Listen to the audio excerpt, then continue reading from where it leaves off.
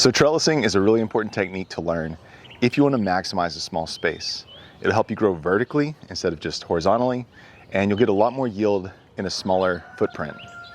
Other reasons why trellising is super important is you're going to get a higher quality of fruit. You'll have larger fruit, less blemishes because it's not on the ground. You'll get a healthier plant because you'll have better airflow around the plant.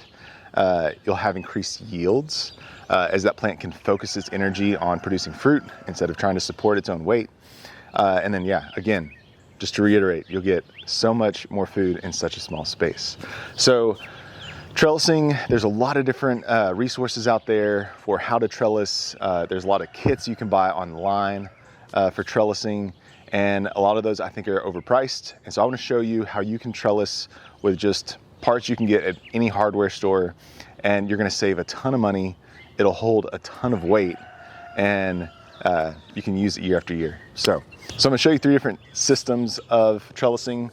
These are ones that I've used on both the farm that I managed and here in the home garden. And I think you're really going to get a lot out of these systems. They're different price points. They accomplish different things. So I'll show all 3 and how we're using them, and then you can figure out what works best for you. So we're using top rail fencing for a rigid system. So this is basically, we're going to drive these poles in the ground and then a pole across the top. This top rail fencing is 1 3/8 inches in diameter, and it's the same price as like 3/4 inch or 1 inch electrical conduit, but it's a lot stronger. So I would definitely suggest this as a common garden kind of resource. So that'll just be 4 poles, and it'll be able to hold probably hundreds of pounds for about $80. I'm growing through the summer. You know, we're in zone 7B. I think they moved us to 8A, but I don't really trust that. So we have really hot, humid summers. As you can tell, it's only April, and I'm drenched already. So it's really hot and humid. We do need some shade cloth if we're gonna have fruit set in full exposure. But what I've kind of found is growing vertically and doing my trellising pretty close together, the plants can actually help shade each other. So I'm a little less aggressive with my pruning of leaves when I'm growing out in the open in the trellising method like this, because I'm not going to use shade cloth. So I'm going to save myself the step of putting shade cloth over the garden. I'm going to use the plants to provide a little bit more extra coverage over the fruit to protect them from sun scald. And then for our slicers, our heirlooms, we're using a French heritage collection from Johnny Seeds. That's marigold and Marnero, and those are just like a big heirloom kind of appearance tomato, just have great flavor, great color.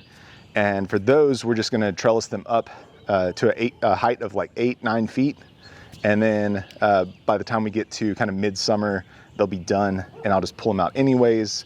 And then we'll have another round of slicers coming on in August, September, October probably, and then be able to kind of wrap those up around November. So ideally we'll have fresh tomatoes for like 5+ months, just growing out here, not growing in a tunnel or anything.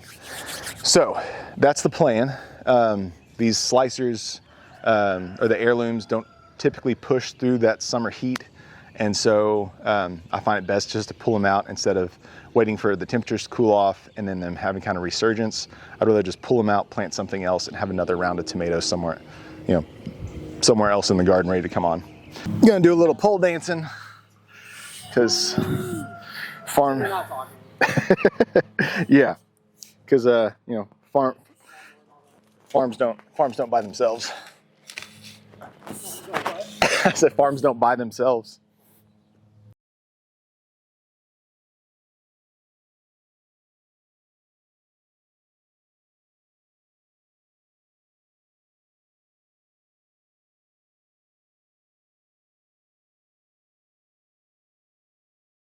So we're going to do the solid trellis over here for the slicing tomatoes, or for our heirloom indeterminate tomatoes.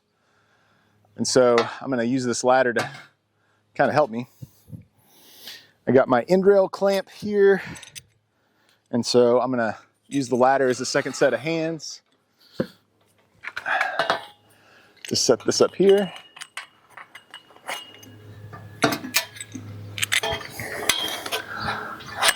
set that in place, and rail clamp.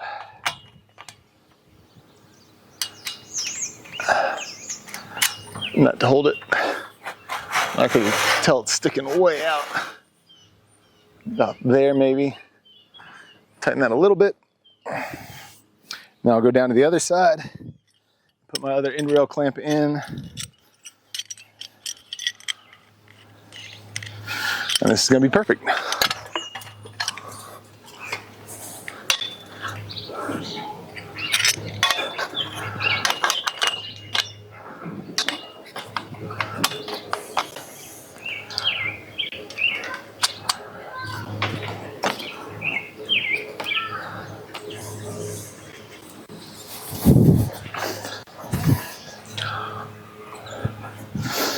Cool beans.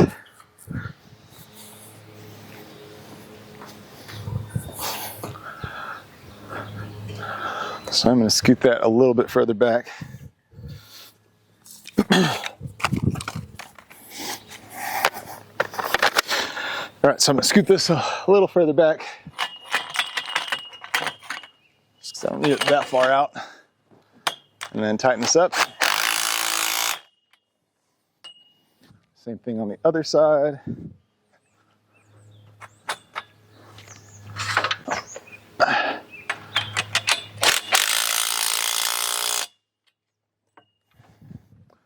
And that'll hold one of the liters of the tomatoes. So each single row of tomatoes down the middle, every tomato has 2 liters or 2 vines that are gonna each be clipped to their own string. And they'll definitely reach the top of this trellis by about midsummer and have tomato clusters ripening all the way up to the top. Usually around peak summer, when they stop setting new fruit, is when they're at the top of the trellis anyways. So then I can top the tomato plants or just cut the tops of them off so they stop growing up. The rest of the tomatoes will finish ripening, and then I'll pull the whole tomato plant out. Cut it at the base, cut it at the string. I'll leave the roots in place and then pull all these out. They'll go on a compost pile, and then I can start thinking about my fall crop. I hope you found this video helpful. Be sure to hit like and subscribe so you can stay updated on the developments throughout the season. I'm going to be sharing more videos here in the next week or two about pruning, trellising, harvesting, and even preserving the harvest.